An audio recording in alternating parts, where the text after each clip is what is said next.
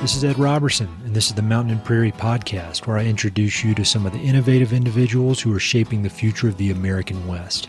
I meet most of these people through my work in land conservation or through my hobbies and interests that revolve around spending time up high in the mountains.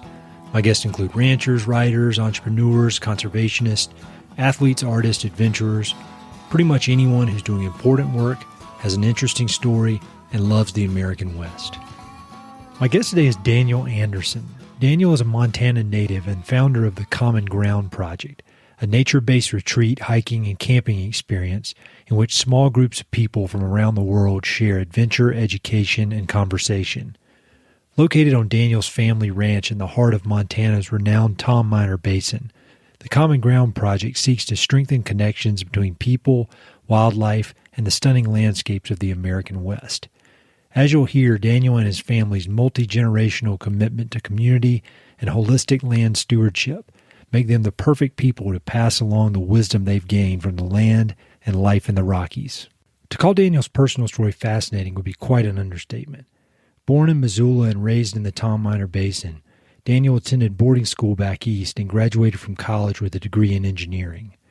But soon after beginning his professional career in California, doctors discovered two fist-sized cancerous tumors in his body, one attached to his kidney and the other to his aorta.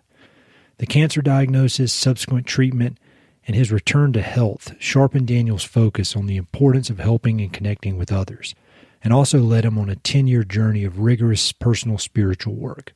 The cumulative result of all these intense life experiences was the creation of the Common Ground Project. So, as you've probably gathered, Daniel is a super interesting guy. We only covered a fraction of what I'd hoped to discuss, but I know you'll enjoy this conversation. We chat about the Common Ground Project, the genesis of the idea, and the moment he decided to make the plan into a reality. We also talk about the lessons learned from his cancer experience, as well as wisdom gleaned from his tight-knit family, including his grandfather who purchased the ranch in the 1950s and had also been a POW during the Second World War. We talk about his family's long-standing commitment to collaborative land stewardship in the Tom Miner Basin and the challenges and opportunities of land ownership in the greater Yellowstone ecosystem. Finally, we discuss influential books, his most powerful outdoor experience, and insights Daniel has gained from a decade of rigorous spiritual inquiry.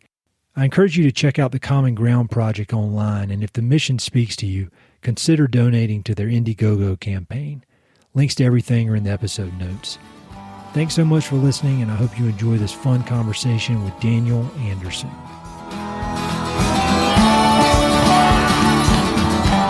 When you meet somebody for the first time and they ask you that question that everybody loves to ask people, what do you do? How do you answer that? I usually try to dodge that question, actually. I honestly do. Especially since I've been with Louise.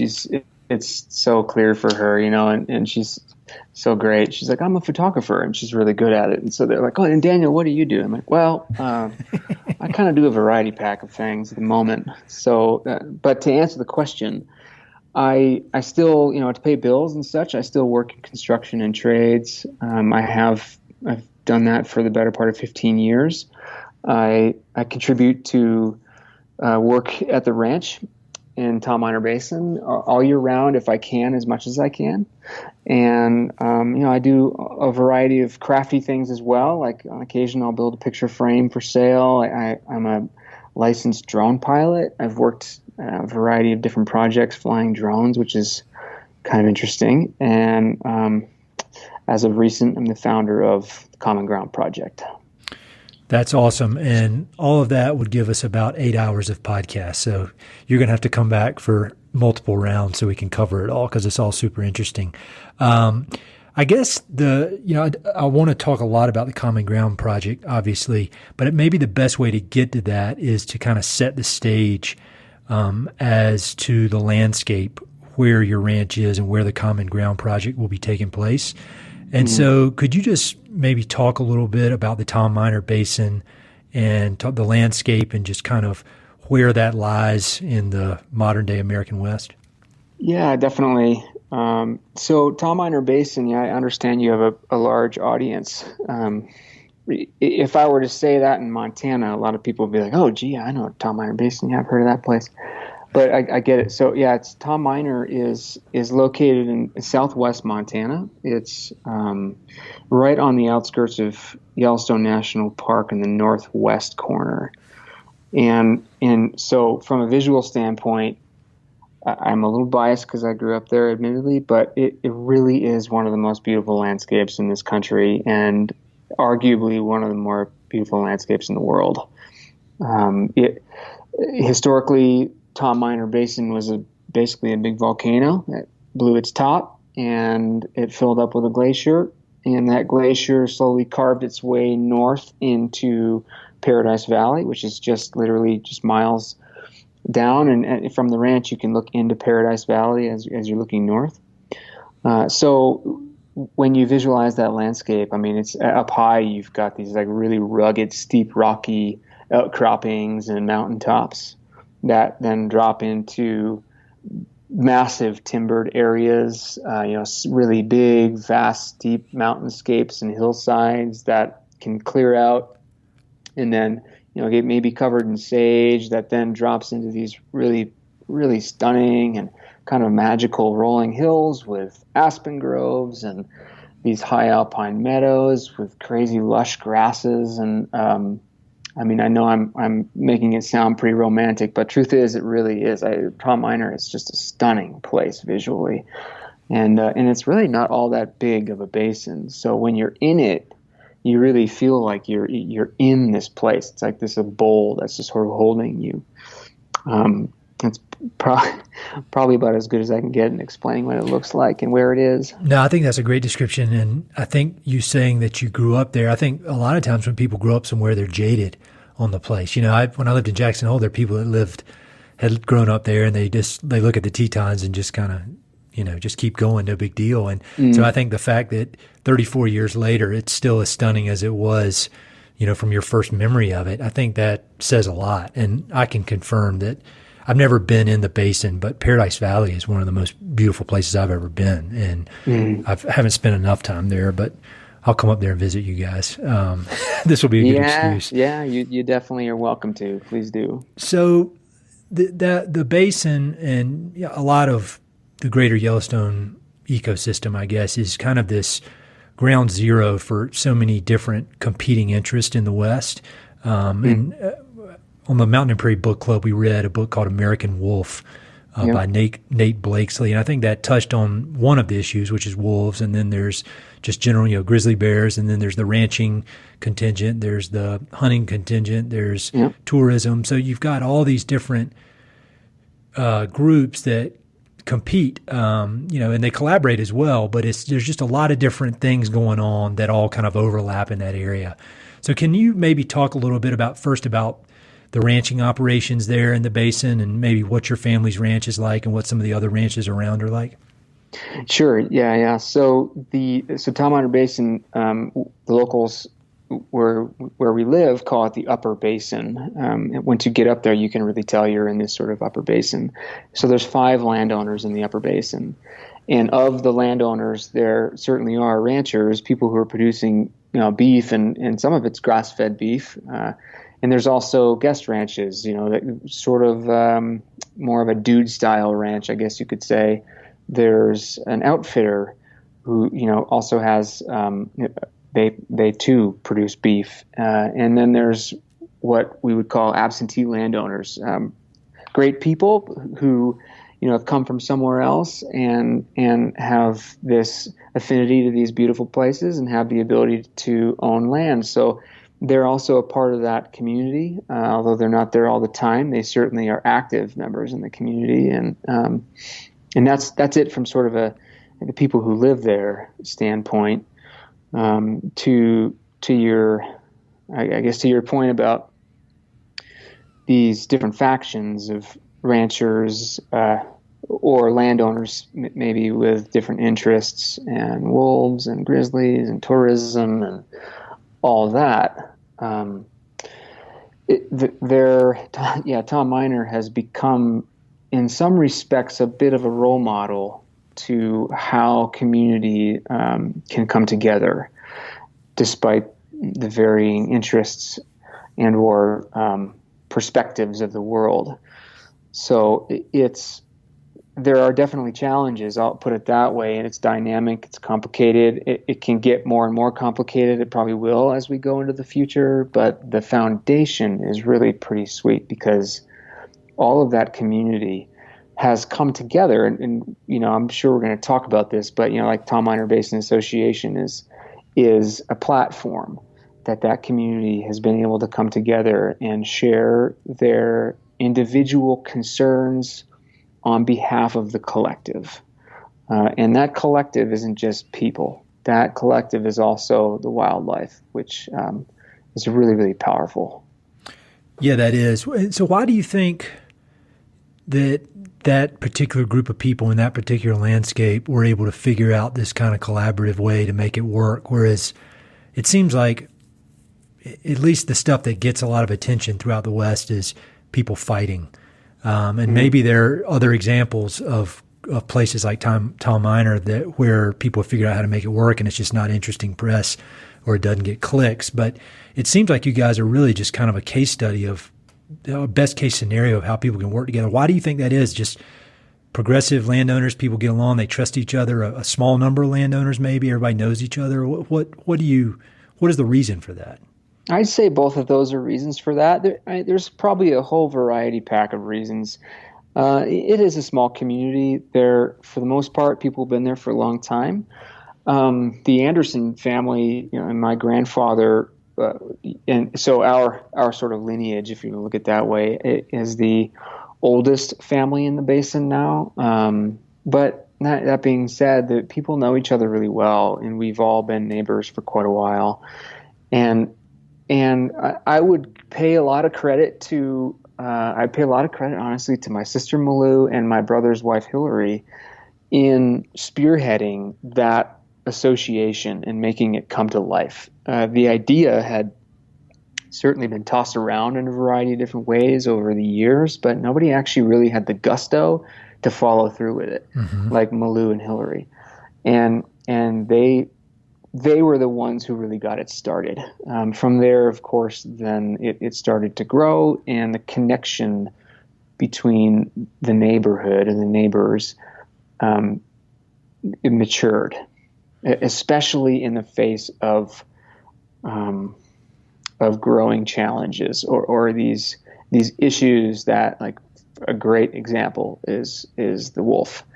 The wolf wasn't always in Tom Miner Basin, at least not for the last, say, 100 years or so. And when wolves were introduced into Yellowstone Park, that whole basin felt that. And so that the shared challenges are great ways at which people can come together. Yeah.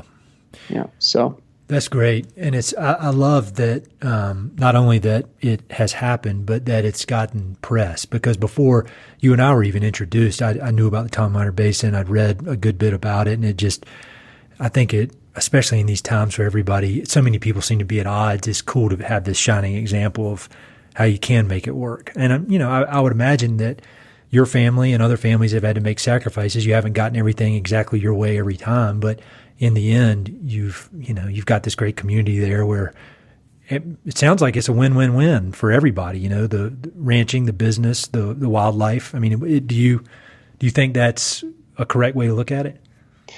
I think there's truth in that. Yeah, I do think there's truth in that. Although, to be fair, it's not quite that easy. For example, the scenario is continually changing. 6-7 years ago, we did not have the traffic that we have on that road.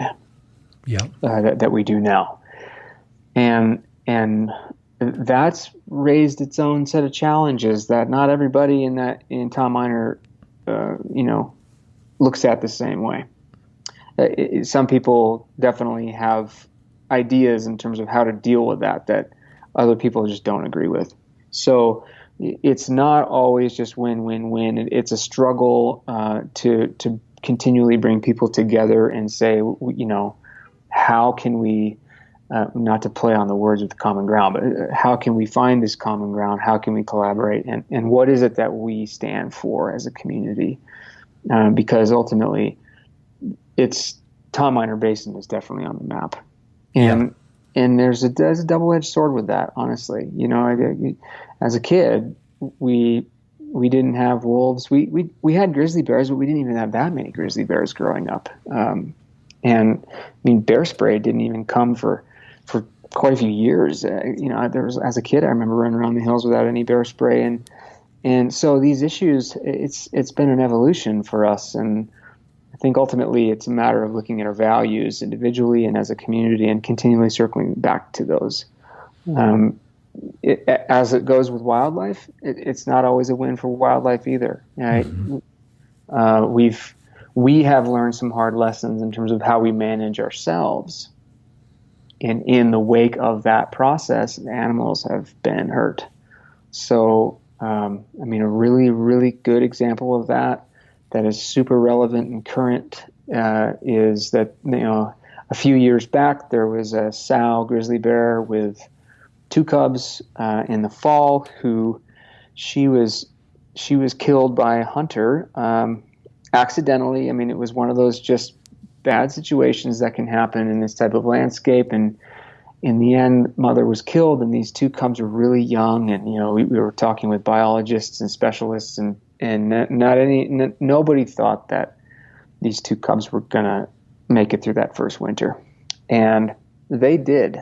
Wow! Surprisingly, and they became almost overnight like local rock stars, and they got a lot of attention from locals. They also got a lot of attention from people who were from all corners of the country. And those bears, from people on the dirt roads and people who live there too, those bears didn't learn what they could and should have learned had they had a mom in terms of habituation to people. And ultimately, we as a community, at least in my opinion, we should have seen this coming. Like, we could have been more proactive in those teachable moments for bears when they're too close.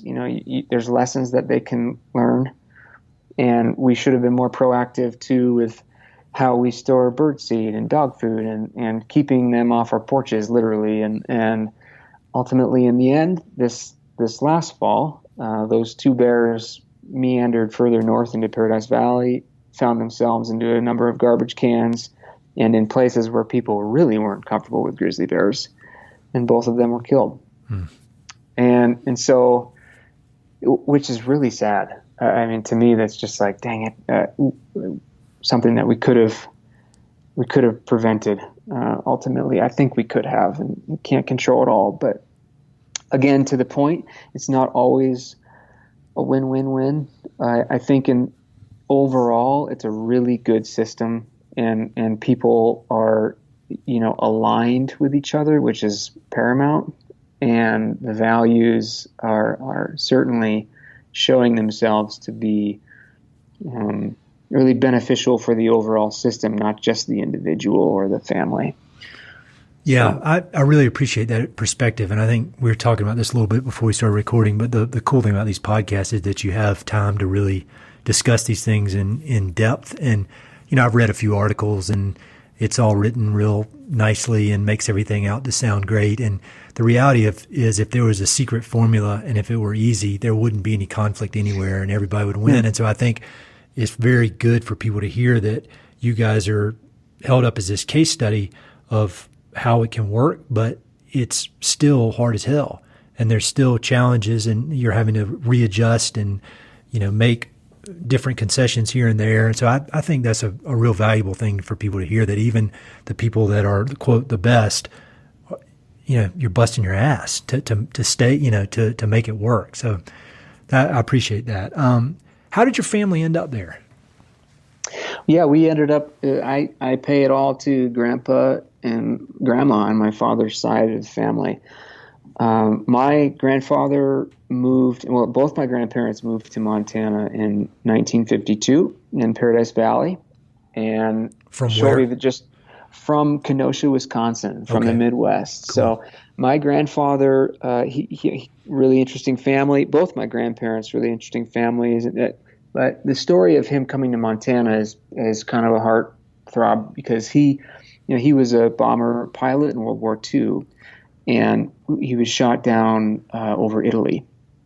And so from that, of course, he was a prisoner of war for, I think it was at least a couple years. Wow. Until the end of the war. So he came out of the war with just this, as anybody would, of course, but he just came out of the war with this really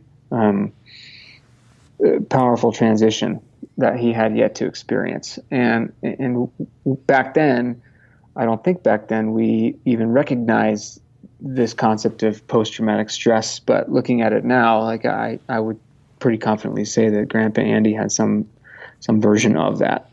And when he came back home to Kenosha, Wisconsin, he clearly it wasn't going to work for him to be in that particular place and in that lifestyle. And he just had this, I think he was a romantic at heart from probably a long, long time ago.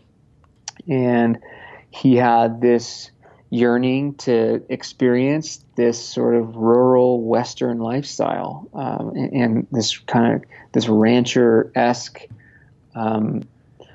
idea, I guess. And so he went westward, and my grandma Ginny went with him, and they landed in Montana, in Paradise Valley. And then just a few years after 1952, he fell in love with Tom Miner Basin, and it was like, this has got to be it. So I would say that it started there, and I would argue too that it was Tom Miner Basin that was probably the beginning of my grandfather in his healing process. And so from there, my father and his brothers all grew up on the ranch, the same ranch, and they all had their own paths and their own educational pursuits and professional pursuits, and most of them would leave at some point and come back, and it was my father and my mother, also from the Midwest, from Michigan, who decided to build a life on the ranch full time. So that's sort of how it came to be. That's a great story.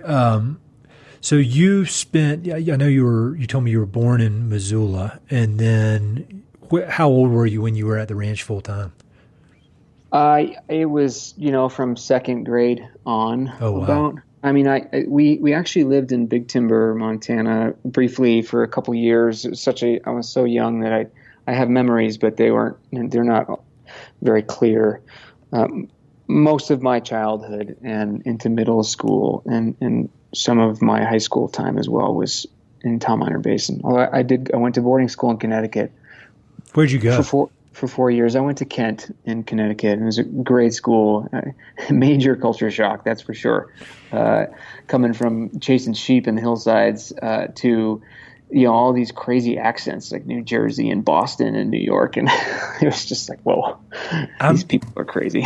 Oh yeah, well, so I'm really interested in this, and so I had Juanita Vero on a few months ago, and her family has a ranch near Missoula, and she also went to boarding school, and I went to boarding school, and so I'm super interested in. What was that like when you got there to boarding school, and you've grown up in Montana on this ranch, and next thing you know, you're in New England at boarding school, which I imagine was a pretty preppy scene, if it's anything like my boarding school, which is cool. Yeah. It's cool. I mean, nothing against that, but that is a culture shock. I mean, what did you think of all these dudes wearing their pastel polo shirts when you roll into that place? Oh man, you nailed it. You totally nailed it. I know, I was there, man. I was in the Southeast, but I know. I lived it. That's great. Yeah, it took a while to learn how to tie a tie. Yeah. At first, honestly, my whole freshman year in high school, I was somewhat of a hermit. I certainly tried to socialize and tried to have friends, and I did start to have some friends. I think everybody in their freshman year of high school is pretty darn awkward. At least that's my excuse for being awkward. But it took a while, put it that way, to get used to it and to understand like just how neat it was to be there. By the end of my high school experience in Connecticut, I realized how how unique it was for me to have grown up where I did. So, I mean, there were times where I'd have like an entire dorm room full of, football and lacrosse players and all these guys and pals that I, knew, telling stories about about running into grizzly bears while you're guarding sheep and irrigating and I'm just random things. I could pull anything out of the pocket, and people from New York City and Boston would just be like, "Holy moly, it's crazy!"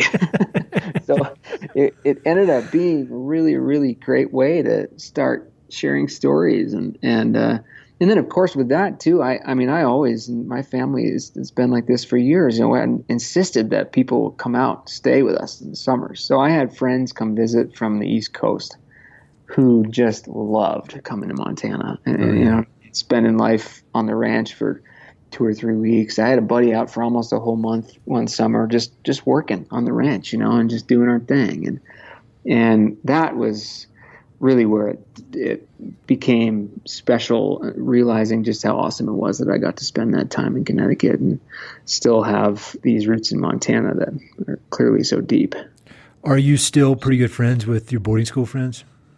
I'm great friends with a whole bunch of them. As it goes, so many, whenever we talk to each other, we're like, oh man, we don't communicate and we don't touch base as much as we should, but our lives just keep going. But I've got some of my closest friends are from my high school years in Connecticut. Definitely. Yeah. Same with me. I mean, my best friends, and cause you grow up with them, they're almost like family. They are kind of your family cause you're away from your family. Well, before we go too deep down that, I want to stay on the Tom Miner Basin, and I want to hear.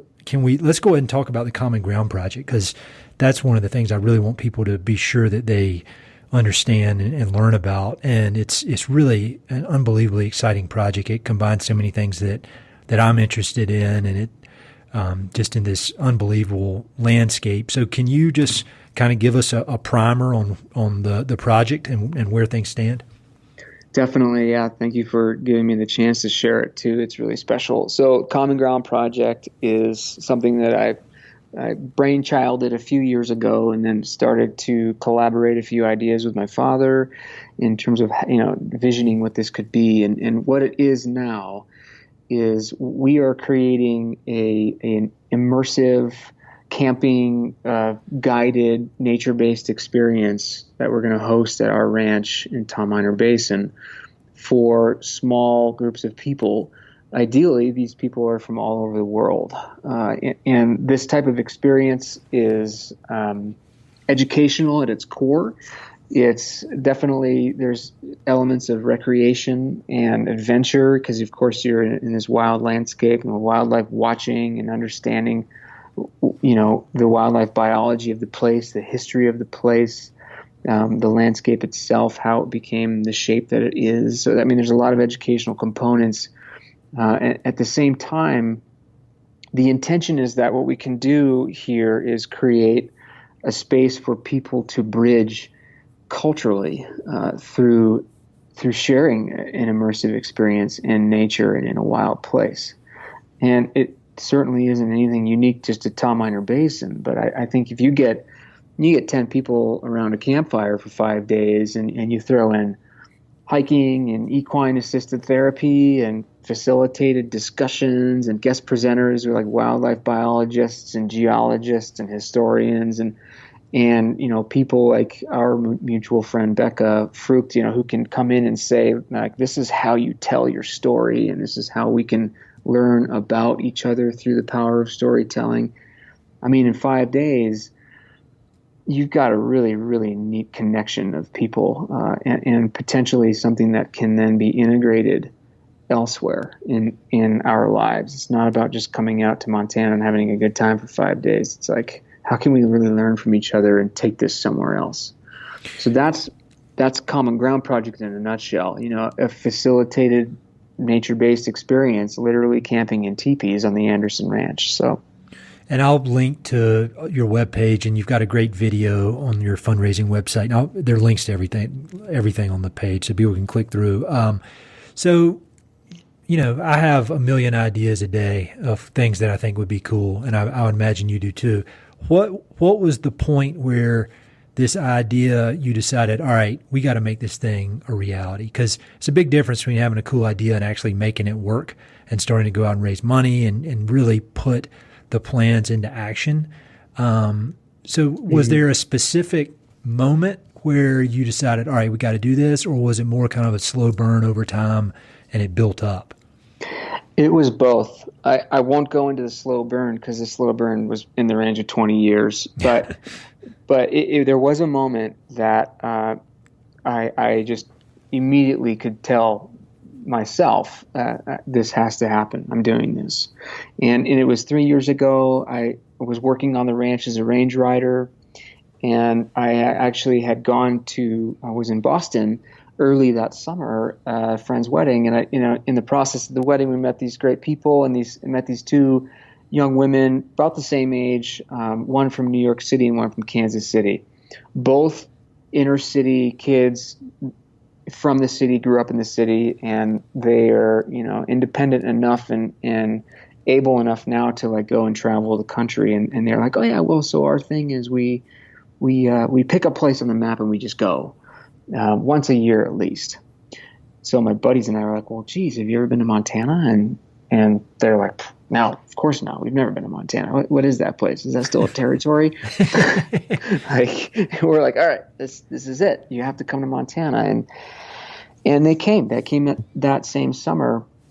And this moment was, we spent a couple of days at the ranch. Definitely gave them a brief snapshot of what it all looks like in Tom Miner. And there was this evening, it was actually getting into the nighttime. One of these young women and myself were sitting on this porch of our barn, second level porch that's cantilevered off the side of the barn, looking up into this beautiful, vista in this horizon. And the moon it's a really full moon that night too, which is great. So you can see a lot, but the moon is starting to come up behind the mountains and you can really, really see that horizon. And we're talking and sharing stories and it's just quiet. You can hear the birds at night making their sounds and you can just feel it all. Pretty visceral setting, very peaceful, and a little bit of the meaning of life conversation too, to just kind of frame this. And a couple minutes of silence, we're looking up at the mountains, and this young woman, turns to me, and she looks like right into my eyes, and she's got her eyes are just welling up with tears. Wow. And she says, Daniel, thank you so much for insisting that we come out here. And I felt that, and I was like, well, thank you for coming out here. Like, we couldn't do it without you. And she looked up at the horizon and she's like, no, you don't get it. And tears really started to kind of come out a little bit more. And she's like, I never knew this existed. And this is this young woman from Kansas City. And so I was like, well, what do you mean by that? And she turns to me again and she's like, sort of takes her pointer finger toward her heart. She's like, I never knew this feeling existed. Oh, wow. And it was just like this beautiful, beautiful moment. And that's all she said, and we just look up at the horizon. And at the moment, then I'm thinking to myself, yeah, this has to happen. That's pretty powerful stuff. That sounds like a movie. One day somebody's going to make a movie about this whole deal, and that's going to be like the big scene. That's awesome, man. Cool. That's really cool. It was really, really special to like just be witness to that. Well, and that brings me to another question I had in talking to our mutual friend Becca, who happens to be one of the most hilarious people in the world. And I'll link to her Instagram. Yeah. People, she is hilarious, and she's one of the most authentic, unique people I've ever met in my life. I love her. She's awesome. So she's great. But she was talking, we were talking a little bit prior to this, us meeting, and she was talking about how your family has this unique aspect or unique way of thinking about the land, and that, we're long-term stewardship, that, the idea of owning land, that's, as far as the human race goes, that's a relatively new idea, and that, we're all just kind of passing through, and that you and your family have this real, commitment to, I guess, sharing the landscape. I don't know if that makes any sense, but was that something, this idea of kind of being the temporary stewards of the land as it moves on and sharing the land with other people and sharing the experience, was that something that was in your family before this experience you had with this young woman, or? Oh yeah. Okay. Can you talk a little bit? Did that come to your grandfather maybe? Yeah. Oh, certainly. It's hard to pinpoint really how far back that goes in the family in terms of great-grandparents and great-great-grandparents. But I know for sure that Grandpa Andy really embodied that same outlook or perspective as a steward.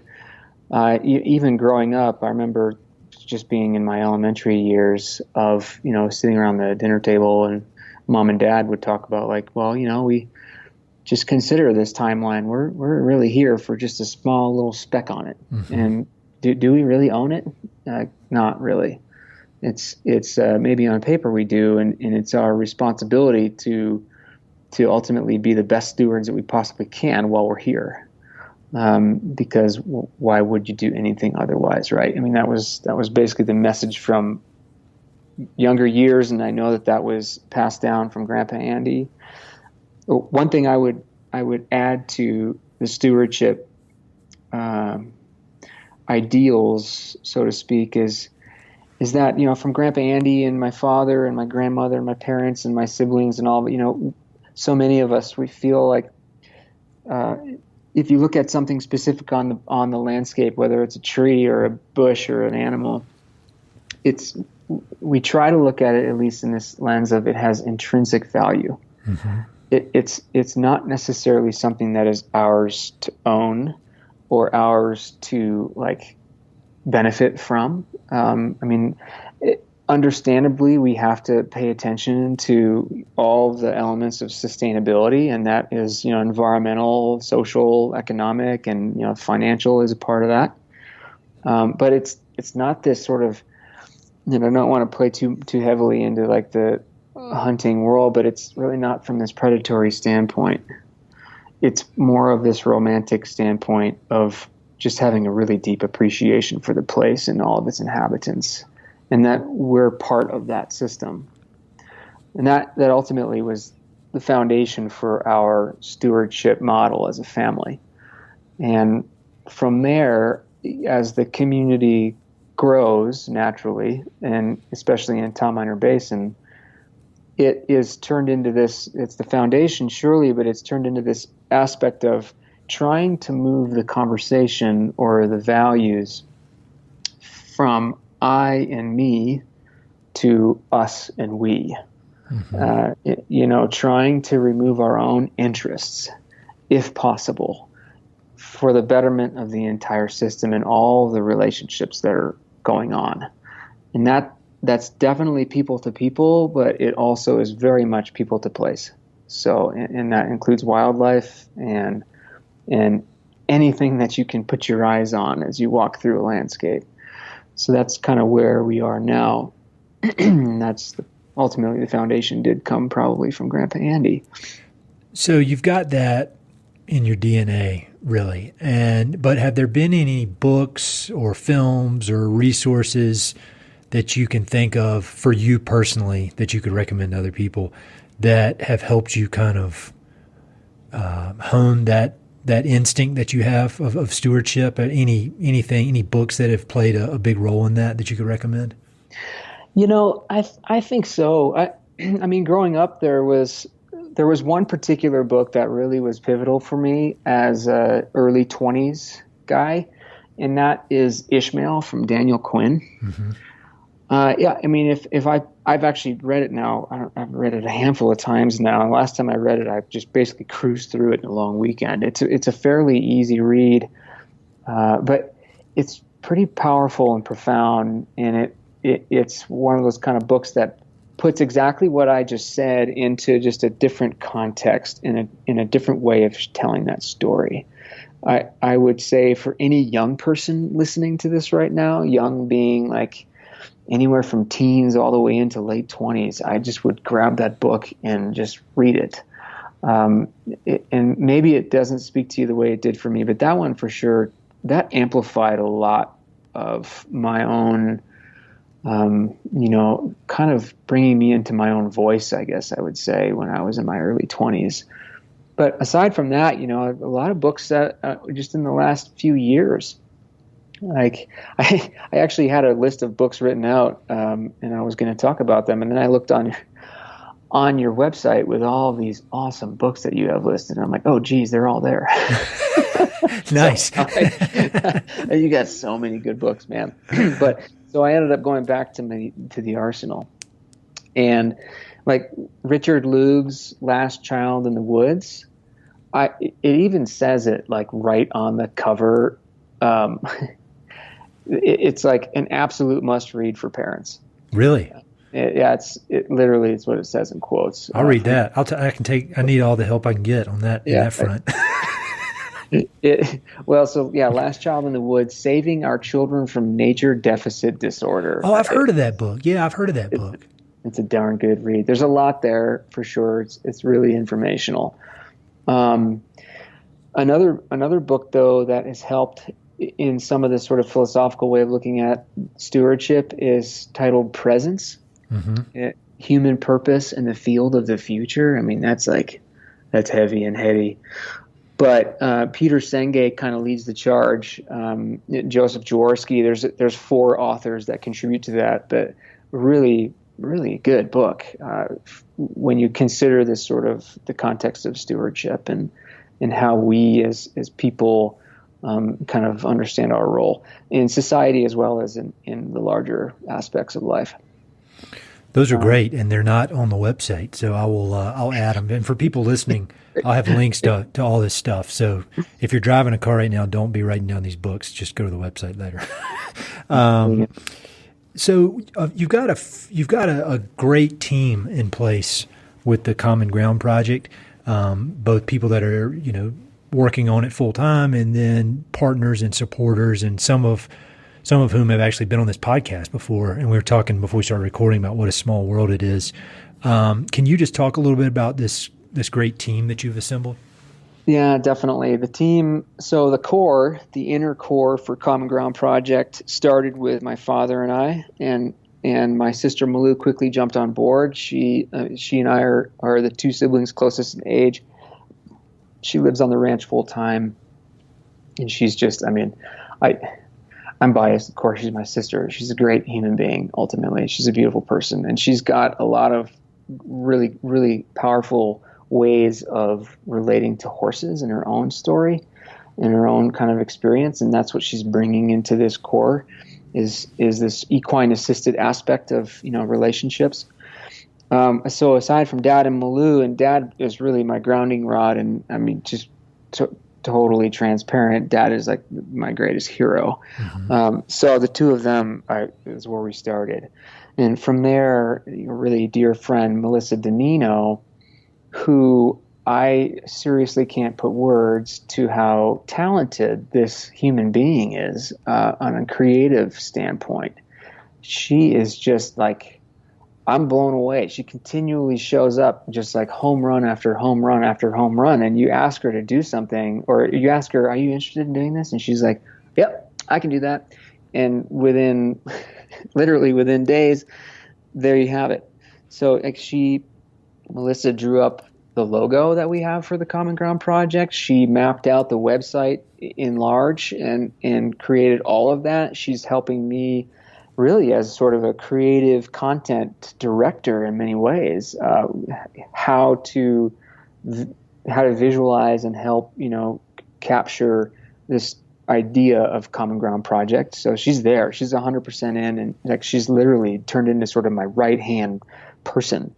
Well, I don't even know if she told you, but as a side note, she and I had been talking. I came across her on social media and we connected, and she just seemed so interesting. And we had been texting or sending messages about her coming on the podcast. And I think she's going to come on in January. Oh, so good. That's going to be awesome. I'm so excited, and it'll really work well with people learning more about the project. And I've heard so many great things about her from different people, and her work speaks for itself. So that's awesome. So people Stay tuned for that. Yeah, you nailed it. She's great, and she's going to be awesome on a podcast too. So from there, I got a couple more people. There's a whole bunch of people, but I definitely have to shout out to Becca Becca Frucht, I asked her after we became close pals and, shared all of this stuff with Common Ground. I was like, listen, would you be interested in joining this team, sort of as like a kind of call it a master storyteller, and just come into this scenario and sprinkle all of your amazingness on the crowd. And she said, heck yes, I would do that for sure. So she's jumped in, and we're still, exploring what this is going to turn into from like a professional standpoint, but she's all in for sure.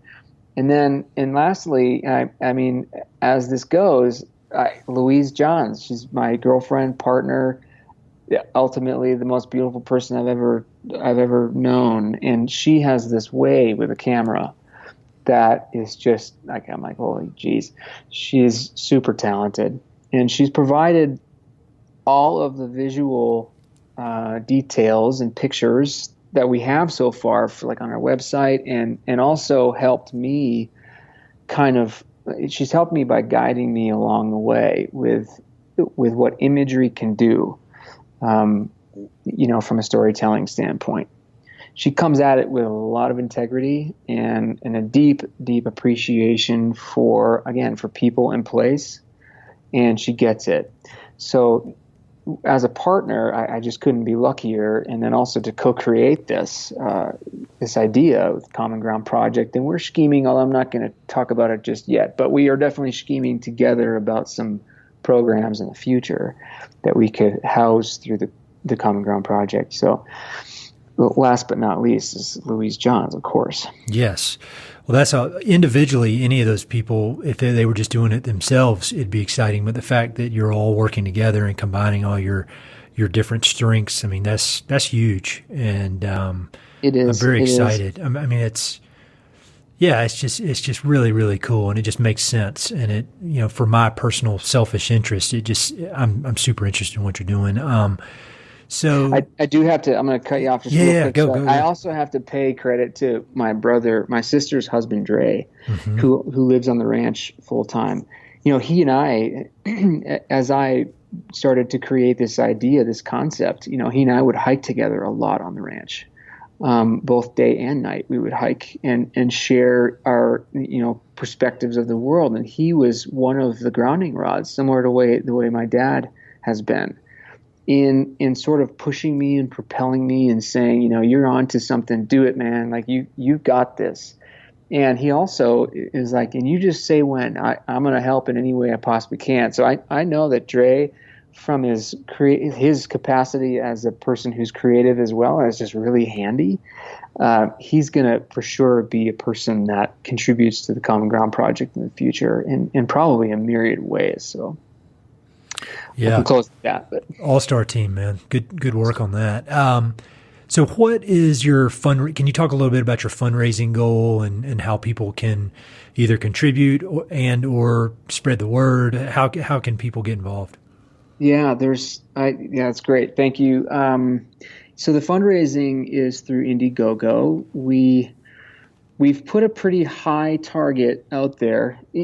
Admittedly, I'm not sure if we're going to get there, but 150,000 is what we're shooting for. Although that includes inviting people to come and experience the first few retreats. So technically speaking, we don't really even need to get to 150,000. We're looking at this from the lens of anything we can raise is going to help us, and it's going to move us forward into building out this entire facility, which incorporates a bunch of teepees to get all of our guests and participants, and then also facilitators and guides and professional presenters and such to come and have a place to stay, as well as a really, really nice bathhouse and like fire pit and all this stuff. So the fundraiser is about generating that foundation to build out our facility.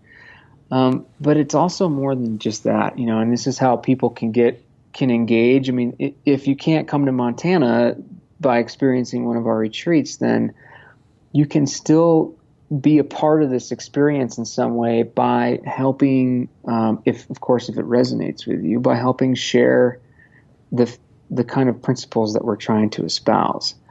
And so this concept through the fundraiser has really launched itself into a national and even international audience to help sort of spread the word.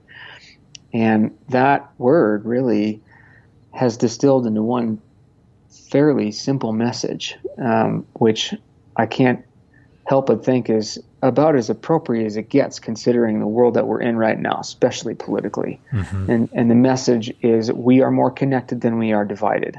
Yep. And it's about time we start paying attention to that and really honoring that and having fun doing it too, and like doing it in these wild places like Tom Miner Basin.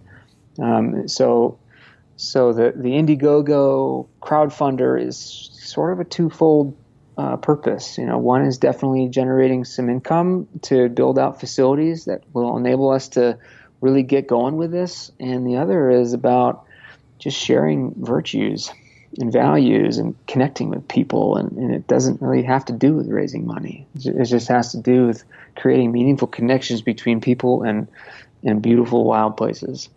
So, well, there's definitely a need for that, like you said. Now more than ever. I think there always has been, at least for the last 4,000 years of humanity. But it's ever since we started settling down in towns. But it's I think I admire what you're doing. So I want to talk a little bit more about you specifically, because we've only scratched the surface as far as the interesting adventures that you've had over your life. You went to Montana State, is that right? Majored in engineering? Yeah, it was construction engineering at Montana State. And Correct. Then I'm going to fast forward a little bit to age 25. You went to the doctor and had quite a surprise. Can you talk about that? I sure can. It was to be accurate, it was 24 when I went to the doctor the first time. It was 25 when the doctor gave me some really good news. Oh, nice. Okay. So it was November 17th in 2009 that I woke up in the middle of the night with this crazy, crazy side ache that within about 5 minutes had me almost seizing on the floor. It was just this wild thing that was like, what the heck is going on here? So obviously it rushed to the ER. And immediately into scans, and doctor comes out and it's like, "Oh, buddy, we have a problem. You have 2 big tumors." So I was diagnosed with stage 4 lymphoma, and went immediately to a specialist. At the time, I was in San Diego, living in San Diego. Running on the beach and surfing and just doing the San Diego thing, which was great. I was living life down there at the time. And this doctor, he comes in, he's a South African guy, and he specializes in lymphoma. And he's like, okay, so this is a very aggressive cancer. You have 2 big tumors, both bigger than a fist. One is on your kidney on the right side, and the other one is wrapped around your aorta. Both bigger than a fist? Both of them bigger than a fist. Holy shit, that's insane. Didn't even know either. And you were you were in great shape. Active every day. Yeah, that's crazy, man. I had no idea. And what happened was the tumor on my kidney had hemorrhaged. Okay. And started bleeding internally. So it was actually, doctor's like, you're really lucky that thing hemorrhaged, because had it not, there's a good chance that these tumors would have gone systemic, meaning, it gets in your bloodstream, and then, in some ways, all bets are off. Sure. But he said, okay, so this is how it is, Daniel. This is statistically speaking, this is a cancer that you're going to get through. You're 24 years old and you're in excellent shape, and, yada, yada, yada, yada. He's like, but here's the reality. You have a tumor on your aorta that could actually puncture your aorta. And he's like, and ultimately that's what I'm sort of trying to do. They build bridges to bloodstreams. And he's like, and if that happens, you're just going to literally bleed out inside, and it'll take about 5 seconds, and you're just going to fall over and die. Damn. And this guy was like, he was a badass. I'll put it that way. And I owe so much to him, and at the same time, no sense of humor, and incredibly to the point. Oh yeah. So, yeah. To a fault. The intensity level of a guy in that business, I couldn't imagine it. Yeah. So Yeah, that was one of those moments where I even as I tell it now, I remember every single detail from when he said that to when I fell asleep that night, which took a long time to fall asleep that night. So you, from the day you went into, when you had the episode, went to the hospital, within a day of that, you had gotten this news. No, How long did actually, it take? it was about 2 weeks. Oh God, Yeah, the man, the first day I wait. went in, and then you go through all these tests. They Yeah, do biopsies, and they're doing all this stuff to figure out what kind of cancer you have. got And it, got it. so that yeah, that the unknown aspect is one of the worst parts. You're just sitting there for 2 weeks, like holy moly, what's going on? But especially at that age, it's just like so your world is rocked, Yeah, completely knocked off course. But you know, and I don't need to tell the whole story. It would take a whole nother podcast, and it wouldn't even be needed. But you know, it's like it's certainly a moment when he said that to me that I'm never going to forget those details, and something that came a little bit later in recalling that particular day and the whole experience at large was the gift that it gave me in terms of like what is important and what's not important. I, if I could go back in time and rewrite the story, I wouldn't change a damn word. Now, right. granted, I'm also on the other side of the story, still talking about it, and to be completely respectful of the many people who might listen to this, who have either gone through a similar experience themselves or have had family go through it and not come out the way I have. That is something that that really does cut to the core. So I'm lucky that way, and I will forever be grateful. That being said, I still wouldn't change the story. So how are you? And I mean, I had a cancer scare at one point. It wasn't as bad as yours, but it still scared the shit out of me and basically changed my whole perspective. But it wasn't an overnight change. I mean, I think there was definitely like a huge shakeup, and then it took me probably a year really or even 2 years for everything to kind of settle. And that was just the way I handled it. But I went through a bunch of different, basically I was working at a real estate development company and they told me I had cancer and, blah, blah, blah. It changed me. Now my whole career is devoted to conservation. And so and it wasn't a quick switch. I mean, if I were writing a story about it, it'd be cool to write it that way, but it took 2 years of a lot of examination and kind of unpleasant. I'm sure my wife, who was my fiance at the time, wasn't enjoying some of the, anger and stuff that I had. But how did that play out for you? I mean, how did things change and what was the timeline? I'm just curious, purely from a selfish standpoint, because of my experience. No, I think it's a really good question. And I think it's also a really good question for anybody else out there who is going through it. I've known a few people now since I've been out of that experience who, have kind of called on me in that way and asked like, how long does this take? And so really, really good question. It took me a year, if not 2 total years. Almost by the day, actually. So I was given clean bill of health when I was 25 years old, about a week before my birthday, and my birthday is April 26th. And so, which was my golden birthday. No, sorry, no, it wasn't my golden birthday, but it was right there, and it took almost a year to the date later. I picked up a newspaper and I saw this article of it was like I just came across this random little article of there's a self-help group of cancer survivors and cancer people who get together once a week and tell their stories. And I was like, oh man, well, I felt like I had sort of softened with the whole experience, and I had kind of come to with all of it after a year. And I was like, yeah, maybe I should go and maybe I could contribute to the conversation, and maybe I could even, I don't know, help somebody. And I mean, little did I know, a whole nother set of emotions. Like as soon as I walked in the door, I just like walked into this whole new world that I had to process again. And it was amazing. Of course, I learned a lot, and it was everybody else that really helped me versus me helping anybody. But ultimately, to really feel completely settled in it took about 2 years for me. And even at that point, it wasn't like I knew, like my life path, my calling is, I'm going to be a nature guide or something like that. I didn't have a clear path.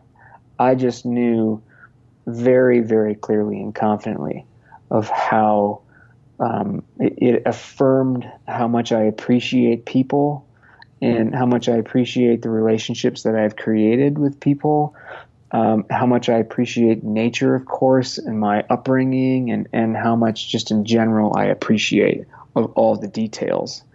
And that point for me was like, oh, okay, well, I don't need to know what my path is. That's all I need to know is how thankful I am. So that's really ultimately where it started. It took about 2 years to get there. Do you think the Common Ground Project would be happening if you hadn't have had that happen to you? That's a good question. I don't know, man. I mean, it's hard, it's hard to answer that, but I think it's a fun question. I guess I would say, yeah, it probably would happen even without that, but maybe not. I mean, that was such a powerful, there's literally a few different experiences in life that have that much potency, and those things really shape us, and who we are, whether or not we see the shaping while it's happening. It doesn't really matter. I would guess that there's a chance I wouldn't have been so driven to this concept with Common Ground if I hadn't experienced that. But one thing that I look at in terms of myself as being teacher and student, when I was in treatment, and this is something that kind of leads into this idea of storytelling and sharing and co-creating around campfires and just being there for people. I was in a communal treatment room in San Diego. And so there's probably about, any given day, there would have been about 10 people in the room. And I was definitely the youngest person there. Most of them were in their mid to late 40s. And then a handful, of course, were all the way into their 70s and early 80s. And within, of course, everybody gets to know each other because you're on the same schedule. And you have this, of course, this very powerful and unique experience that you're sharing together. And through that process, a couple people didn't show up on their beds, after a while. It's one of those where it's like, oh man, this is heavy stuff. But after 2 weeks, really getting to know people, this is something that's not about tooting my own horn. I think it's about really recognizing the aspects of ourselves that are truly genuine and beautiful, that resonate with people. And this is ultimately what I'm trying to create with Common Ground, of course. But I'd walk in the door of this treatment room, and everybody would, this happened a few times, everybody would start clapping, and they'd all start cheering Superman. And then you could see the look, like especially in a couple of these older gentlemen, the look on their faces, just like feeling so happy, and it ultimately wasn't really about them. It was just happy to see me, being in the place that I was in and just going through it and being there with them. Yeah. And that is really beautiful. And ultimately those are the kinds of details, and those are the kinds of feelings that I try to espouse and try to bring out, not just in myself, but in others. And I think that this idea of Common Ground is just one way of expressing that, at least maybe. That's great. So you're obviously a deep thinker on a lot of things. I mean, it comes through so clearly in the way you speak. I'm actually very jealous of how clearly you speak, because all I do is say, yeah, you want to switch places? Oh man. But obviously your family's had a big influence on you, and you've had encounters with different people throughout your lives. Are there any specific mentors or people that have really influenced your outlook? Because you just seem to have a very level-headed, clear way of looking at things, and kind of taking in the whole complexity of issues, not trying to make things black or white, yes or no, like I have a tendency to do. So who has helped shape your outlook on things? Well, that's a really nice compliment for you to say that. Truth be told, I'm jealous. I'm very jealous. Right? Truth be told, I'm still just a little kid bouncing off the walls of life, trying to figure it all out. Yeah. But that being said, to the mentors, I just have so many mentors. Of course, family, and we've talked about Grandpa Andy and my father and my mother too, and all of her wisdom and her grace, and my grandma Ginny. She's just this. She passed away a little less than a year ago, which was a big, big hit for our family. And granted, we still just appreciate so much all the memories. It's so real and fresh in memory. Grandma Ginny, that she was a mentor for sure. I mean, even one little story, when I was probably 28 or 29 years old, I was in one of those late 20s crises. Not really all that important in the big picture, but it was one of those at the time where I was just stuck. And I remember she lived on the ranch, and I remember coming into her little cabin, and she's this tiny little lady with a super soft little voice, and she talks to you, and she's sweet as can be. Like, and in the morning seriously stereotypical grandma stuff. Like, she'd have these warm cookies all the time, and be like, "Oh, do you want a cookie?" And it's like the sweetest lady you could imagine. And then in like 3:00 in the afternoon, she's like, "Hey, you want some scotch?" It's like, she's just great. So, but anyway, I come in and I start to sort of open up to her and vent a little bit, and I'm clearly seeking some advice.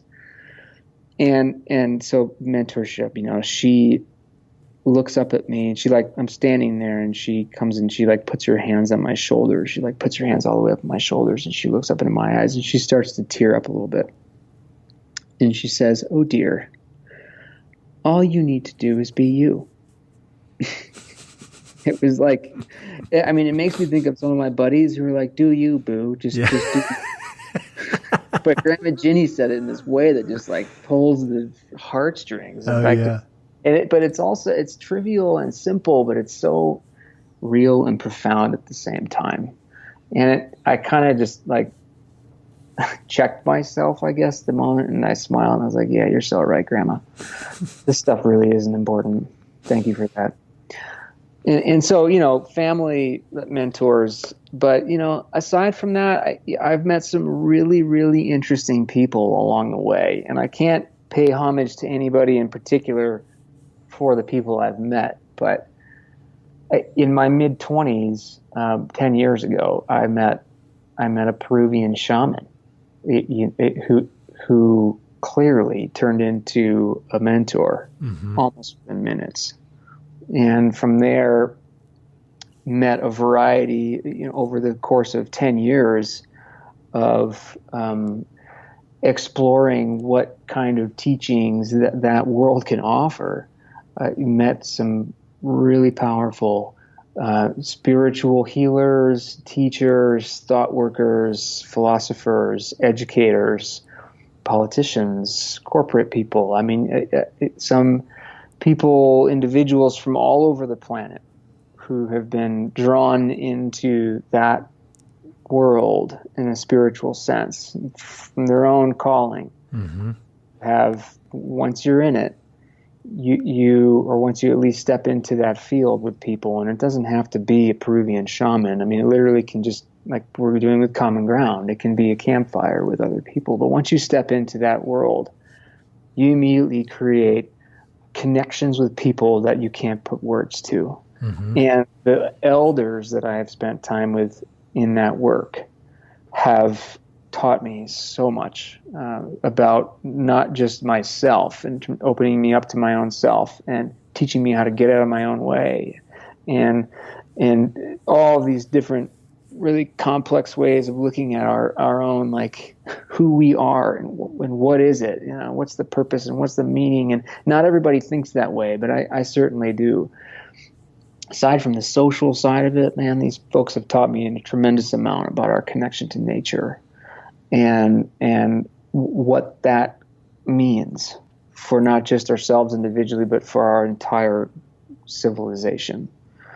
And none of this stuff is dogmatic. All of it is ultimately quite profound and deeply rooted in nature. So I can't say actually specific names just because I would get in a lot of trouble if I did that. I understand. Well, I can tell you that work has been incredible. Well, it's cool thinking about just our conversation and these connections you've made with people. And it seems like you've made a lot of connections with people through very intense experiences, like these spiritual experiences. And then like the experience of sitting in that group treatment room when you had cancer. And then the experience, even of growing up on the ranch with a tight-knit family, and then boarding school. That's an intense experience where you make these lifelong connections that are stronger than pretty much anything. And sounds like that's what you're going to be doing at the Common Ground Project. You have these intense, memorable, meaningful experiences that bond you together with other people. Am I off on that? No, you're right on with it, man. You're right on with it. And it's not about prescriptive and saying like, you're going to do this and this and this, and then we're going to leave with that and that and that. There's a little bit of truth in that because we want to you got to prime people in terms of what they're going to be coming into. Sure. But really this is a co-creative process. It is what we make of it. So it's, as I keep saying, really exciting. And we're already well over an hour, which is crazy because I feel like we've been talking for 10 minutes. Do you have time for us to run through some of these quick questions that I ask everybody at the end of the podcast? I sure do, man. I'll try not to ramble. No, ramble all you want. This is my podcast. We can do whatever we want. We can talk. We should have just said, all right, this is a 4-hour podcast. Yeah. I'm going to do that one day. So do you have any favorite books about the American West? Yeah. Okay. So yes. I'd say the favorite book about the American West is Trails Plowed Under by Charles M. Russell. That is just a really fun, entertaining cultural experience in and of its own. Cool. So yeah, TPU is what we call it in the family. Trails Plowed Under. Charlie Russell, man. If the readers don't know who Charlie Russell is, then there's an entire arsenal of great work and art and poetry and writing that Charlie Russell provided for the West and the history of the West. Nice. I'll link to all of that. I would say, like in terms of writings, that would be the one that I'll give you. Mm-hmm. That's great. Do you have any favorite documentaries or films that have been meaningful to you? Sure do. Let's see here. Films. Well, I'm pretty sure Dumb and Dumber is the best movie ever made. So, Roadhouse is the best movie ever made. Dumb and Dumber is the best comedy ever made. Oh, Roadhouse. Yeah. Of course. You've got your facts mixed up. How could I totally mess that up? Oh, my goodness. No, I'm with you on Dumb and Dumber. I used to have that movie memorized. No, okay. So in all seriousness, I take it back to this. I come from this feeling place, like Last of the Mohicans, mm-hmm. Avatar, Man from Snowy River, Lonesome Dove. A few of those. Those are a few that I could list off. All around amazing movies, and from a documentary standpoint, yeah, I saw one recently. It was the premiere of it, the first showing of it in Montana, I believe, was in Bozeman. Jeff Bridges, who also is a part-time resident in Paradise Valley, really, really amazing guy. He put together a work called Living in the Future's Past. I'm not sure if it's officially out yet, but if it's not out yet, when it comes out, I would absolutely recommend people watch that. It's just like, again, it's kind of a mind bender and twister, but it's deep thinking, but it is really, really good. And of course, Jeff Bridges. I mean, he's the guy. He's the dude. He's Jeff. I read a book. It was like a meditation book written by him, and it was basically a conversation between him and his meditation teacher, and it was one of the best meditation books I've ever read. I just picked it up because it looked interesting, but that guy is really, really wise, especially when it comes to like the mindfulness stuff. I mean, he is. I was so surprised by that because I just kind of thought Big Lebowski funny, and then when you dig in, he's a really introspective and smart and interesting dude. He sure is. He definitely is. I've had the good fortune of meeting and chatting with him a couple times in life. It's been a while since we've seen each other, but I would echo everything you just said in total confidence. That's awesome. He's a really awesome human being. This is a good one, especially given your interesting life. What is the most powerful experience you've ever had in the outdoors? And powerful could mean funny, scary, memorable, interesting. Just is there one single experience? There might not be one given your life in the outdoors. But does one pop out? Yeah, one pops out. There are a bunch. Maybe we can get to it another time. But this was when I was range riding a few summers ago. There was a cow that had been killed by a grizzly bear, and one of the practices is to get the carcass away from all the rest of the cows so you don't tease the bears into doing it again. And we keep an eye on it. We put it in a place where it's out in the open, and you kind of just you survey and monitor these carcasses when it happens, if you can, and if it's safe. So I'm riding it wasn't my horse, but he's a really awesome horse named Taz. Mm-hmm. He's like beautiful black thoroughbred, super athletic, really gentle creature.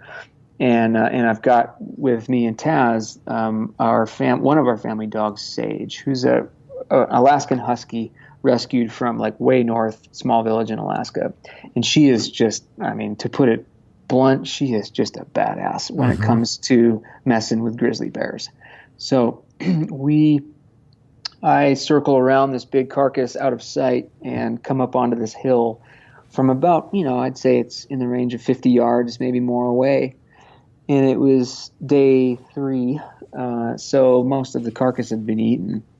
And there was indeed one boar still left who was trying to like pick away at the remaining scraps. Yep.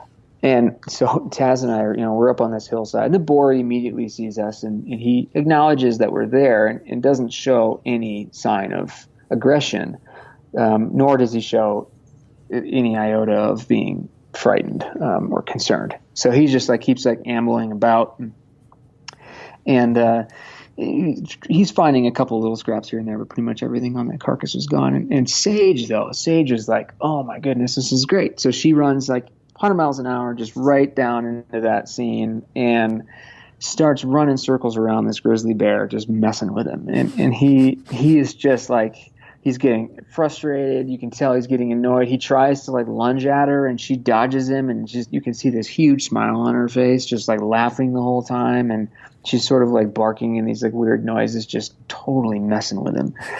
And he's just like, just leave me alone. I'm trying to find the last little snack that I can have here. Just stop pestering me.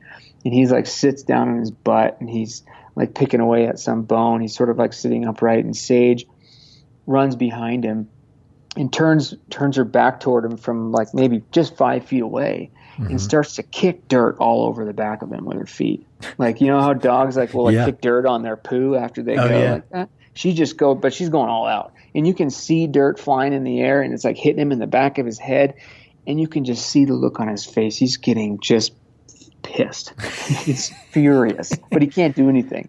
So he just like looks at her, and he just has this like look on his face, like, please.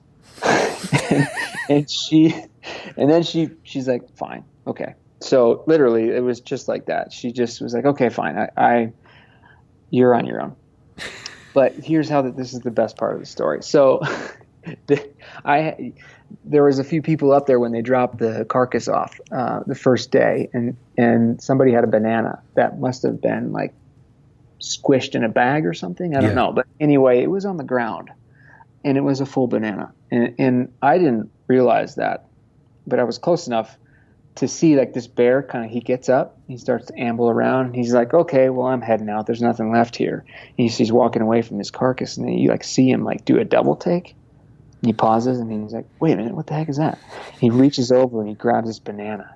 And I was like, no way, there's a banana. And so then he sits down on his butt again, and he starts to peel the banana. Like, what? It's the most perfect, like the dexterity was incredible, man. Like, he didn't just like pop the whole banana in his mouth. He's peeled this thing as perfect as you possibly could. And then I had this big light flash in my head, like, holy Jesus, I have a banana in my bag too. I was carrying, like, I had this little day pack on I always have like a snack bar or a banana and a bottle of water and an extra can of bear spray. I always like packed a bear spray on my saddle or on foot in my hand, but I always had another one. And I'm like, oh my God. So I'm reaching back as hard as I can, as quick as I can, because this banana is going to be gone in seconds, this bear. So I successfully, open it up, pull the banana out, and I peel my banana. And right as I bite into my banana, I kid you not, that bear like turns and looks right at me from 50 yards away, and he like chomps into his banana as I chomp into mine. And it was just like, yeah, this is coexistence at its best. Can you guarantee an experience like that for people who come to the Common Ground Project? Holy moly. Yeah, no, I wish I could guarantee that. I don't know if you could ever replicate that experience. That's pretty unreal on a lot of different levels. That's so cool. That's awesome. Next to the last question, I ask this of everybody who comes on. If you could make a request of the people who listen to this podcast. So it's people that love the American West. They're from all over the world, really, which is crazy. But people that have a love for the West, whether it's through conservation, ranching, athletics, art, whatever connects them to this region. If you could offer some words of wisdom or ask them to do something, what would that be? Okay. Yeah. All right. So, a couple things. For anybody who comes into Tom Miner Basin, specifically, I would ask to please drive extra slow on the dirt road. and furthermore, for that, just anytime you're on a dirt road, just like, why not slow down and take in the nature of a dirt road? Mm-hmm. This isn't a race, and pretty much any time we're on pavement, we're just like, got to get from A to B as fast as I possibly can. So when you're on the dirt, just slow down and like, just pay attention to what's going on, because there's a lot of stuff that we miss when we just drive so fast. I'd say second, here's a kind of a fun thing I like to do when I'm out hiking. I've actually, one of the last times I did this on the East Coast, I was in New York City. I was like, I'm going to do this here, which was just mind blowing. But so step outside wherever you are. Like if you're driving down the road, don't do that. But if you're at home or when you get home, like stand on your front porch, stand in your yard. If you're out in the country, like go out into like a little field, or if you like hiking, go outside and count all of the sounds that you can hear. Mm-hmm. Try to inventory them. And if you need to, like grab a pen and paper and write it down. And consider, when you listen to that, how big that bubble is that you're in. And then like even paying attention to your own, like if you can hear your own heartbeat kind of thing. Yep.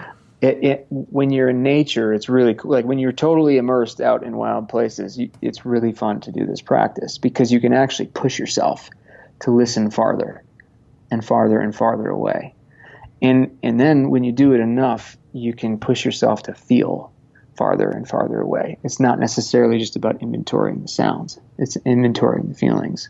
And you can tune in at a whole new way that is really, really fun. Honestly, it's great. It sounds weird, but no, it doesn't. And I think, if I remember correctly, when I had Charles Post on the podcast, he said that he would go out sometimes with like a microphone and headphones that amplify the sound so that he could hear everything even louder. And he would kind of do that. It was electronically kind of amped up way of doing it. But he talked about that, and he referenced a book about the importance of sound. I can't remember, but I'll put links to all that in the notes. But yeah, you're not that's interesting because you're not the people have mentioned that before, and I'd never heard it until I started doing this podcast. I think that's cool. I've yet to do it. I need Great. to. Yeah, well, I'm going to have to shoot him a text and say, hey, man, I heard you and I got the same kind of idea. So last thing, and Louise even said, don't get preachy. Just don't get preachy on people. And I'm like, okay, I'll try not to. So I apologize in advance if this sounds preachy, but I got to say it. It's just I honestly believe we have a huge opportunity to begin kind of recognizing that the relationships we have with other people are in other places too, are what connect us. Like even in the conflict, like this world that we're in right now is really, really complicated. And perhaps it always has been like this. I don't know. Maybe it's more complicated now because there's so many of us here. But it's ultimately in the conflict that binds us. So why not try to honor the relationships that we have versus that of paying attention to the differences that we have? Mm-hmm. And even if that relationship isn't warm and fuzzy, it's my only sort of preachy ask. I don't think I think that's very, very wise. I mean, I need to work on that. I think everybody does. And so everybody needs to do it. And I do too. I need to work on it too. I would imagine it's going to be life practice. So, well, that's an awesome way to wrap it up. But first, I want to know, how can people connect with you, with the project? Easy way for them to donate lots of money. yeah, right. Oh yeah. So the Indiegogo campaign for sure. I mean, you can get onto our website at Common Ground. It's the commongroundproject.us. Okay. And there's also, you can reach out to either me or Common Ground through Instagram. My personal is at danderson.mt, as in Montana, and at the Common Ground Project. And aside from the World Wide Web, I'm happy to come to you.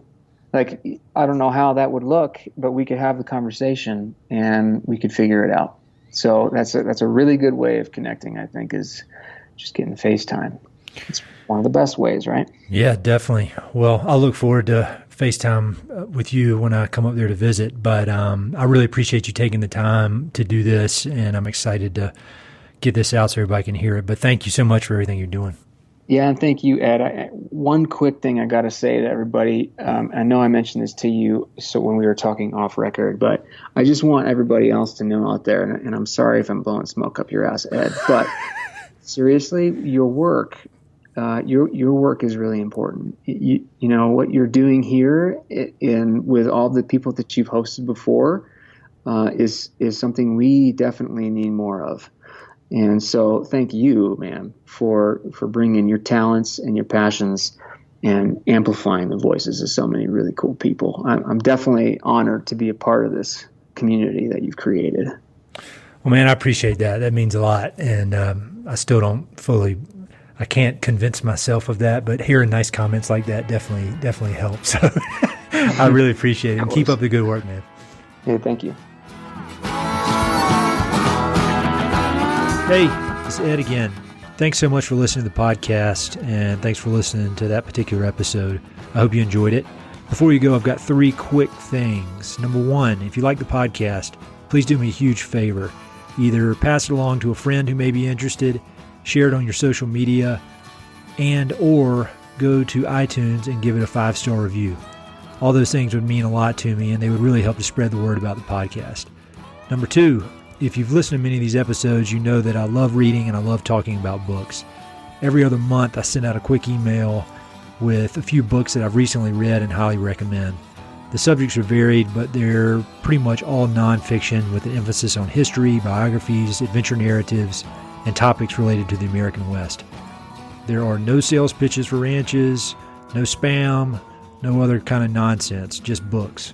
So if you'd like to sign up for the list, head to Mountain and Prairie /reading or just go to Mountain and Prairie, and there's a massive tab at the top that says book recommendations. Click on it. There are a ton of good books that I've read. Some of the old email lists are on there. You can go crazy. There are a lot of books.